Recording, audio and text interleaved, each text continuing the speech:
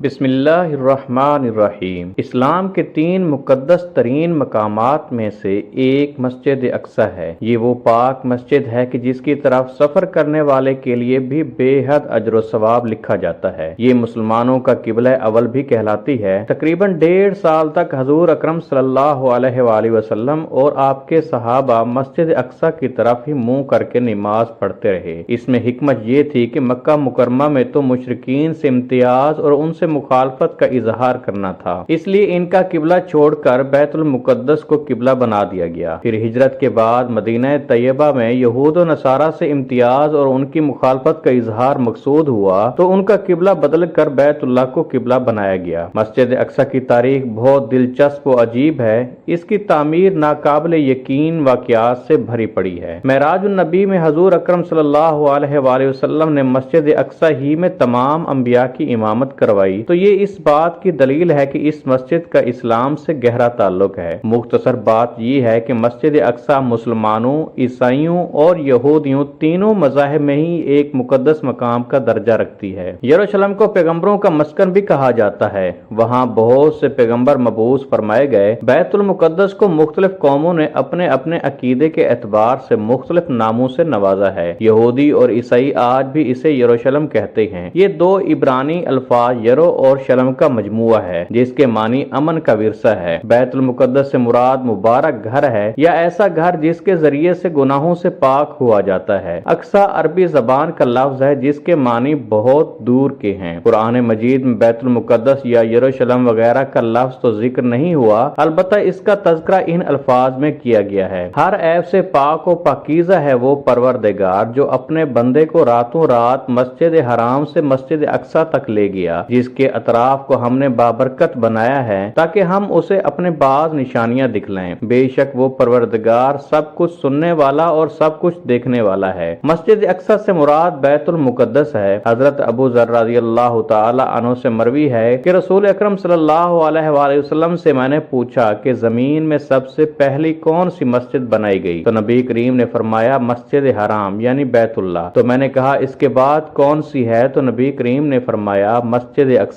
میں نے سوال کیا ان دونوں کے درمیان کتنا عرصہ ہے تو رسول اللہ صلی اللہ علیہ وآلہ وسلم نے فرمایا 40 سال۔ صحیح احادیث کے مطابق مسجد اقصی میں ایک نماز 25,000 نمازوں اور بعض روایات کے مطابق 50,000 نمازوں کے برابر ہے۔ ایک روایت کے مطابق مسجد اقصی کو سب سے پہلے خود حضرت آدم علیہ السلام نے تعمیر کیا تھا اور بعد میں حضرت ابراہیم نے اسے دوبارہ تعمیر کروایا۔ روایتوں کے مطابق اللہ پاک نے حضرت جبرائیل علیہ السلام کو خصوصی طور پر حضرت آدم علیہ السلام کی طرف بھیجا اور حکم دیا کہ مسجد حرام اور مسجد اقصی کی تعمیر کریں۔ ابن ہشام نے اپنی تاریخ میں لکھا ہے کہ جب بنی اسرائیل فلسطین میں مضبوط ہوئے اور ان کی ریاست قائم ہوئی تو حضرت داؤد علیہ السلام نے بیت المقدس کی دوبارہ بنیاد رکھی اور پھر آپ علیہ السلام کے جانشین اور فرزند حضرت سلیمان علیہ السلام نے مسجد اقصی کی مکمل تعمیر فرمائی۔ غرض یہ کہ احادیث اور تاریخی روایتوں سے پتہ چلتا ہے کہ بیت المقدس کو کئی مرحلوں اور کئی ادوار میں بار بار تعمیر کیا گیا ہے۔ نیز اس کی تجدید کئی پیغمبروں نے کی۔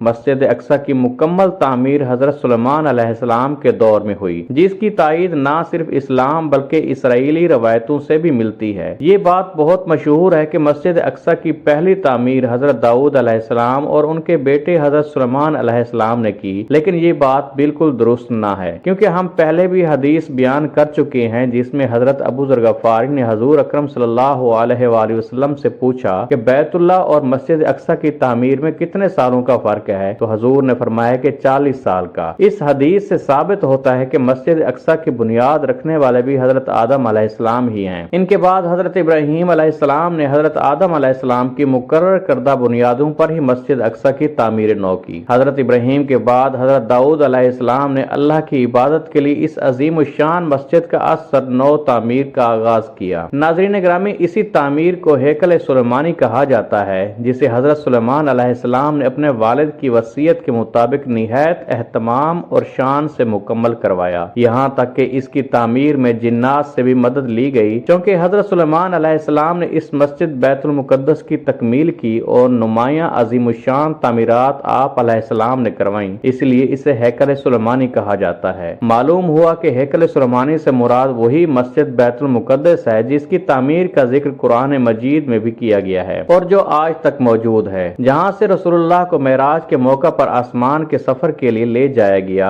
इसके अलावा मजीद कोई खास वजह की तामीर मुराद नहीं। फिर हजरत सुलेमान अलैहिस्सलाम ने इसकी तकमील फरमाई। जब हजरत सुलेमान मस्जिद अक्सा की तामीर फरमा रहे थे तो अभी इसमें कुछ काम बाकी था और ये तामीर का काम जिन्नात के सुपुर्द था। आप जिन्नात को तो जानते ही होंगे कि इनकी तबीयत में सरकशी गालिब होती है। वो तो सिर्फ हजरत सुलेमान अलैहिस्सलाम के खौफ से काम करते थे। अल्लाह के पैगंबर को चूंकि अपनी मौत का पता होता है तो जैसे ही हजरत सुलेमान अलैहिस्सलाम की मौत का वक्त करीब आया तो आप सोचने लगे कि अगर मेरी वफात का जिन्नात को इल्म हो गया तो वो फौरन काम छोड़ बैठेंगे और तामीर रुक जाएगी। हजरत सुलेमान अलैहिस्सलाम ने तामीर की जगह एक शीशे का मेहराब बनवाया हुआ था जिसमें वो इबादत किया करते थे और मस्जिद की तामीर पर नजर भी रखते थे। आपका मामूल था कि कई कई महीने तक आप इस मेहराब में रहकर इबादत करते और जिन्नात की जुर्रत न होती कि कोई इस मेहराब में दाखिल हो सके। हजरत सुलेमान अलैहिस्सलाम ने बाइज़्न रब्बानी ये किया कि जब मौत का वक्त आया तो मौत की तैयारी करके आप मेहराब में दाखिल हो गए जो शफाफ शीशे से बनी हुई थी।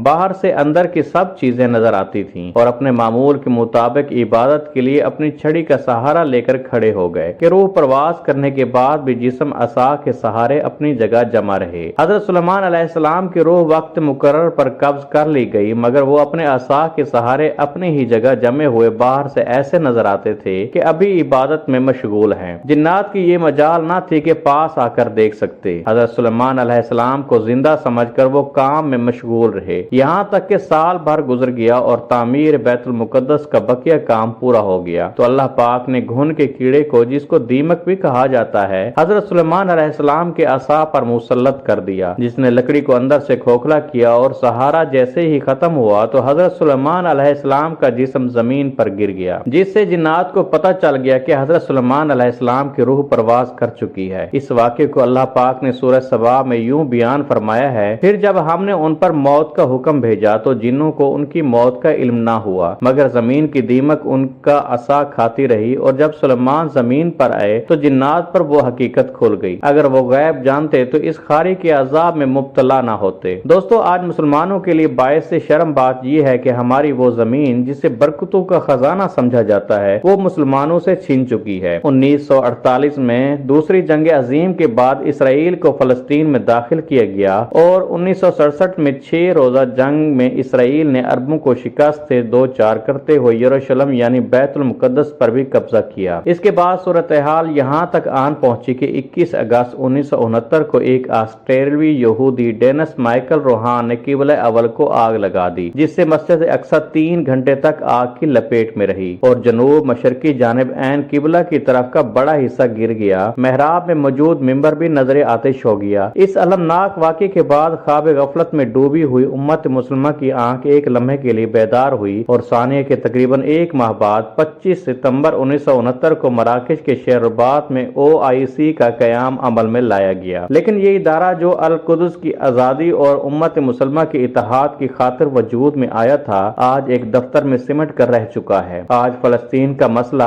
आलम इस्लाम का मसला ही नजर नहीं आता। आज भी मुसलमानों का किबला अव्वल पुकार पुकार कर मुसलमानों की गैरत को झंझोड़ रहा है।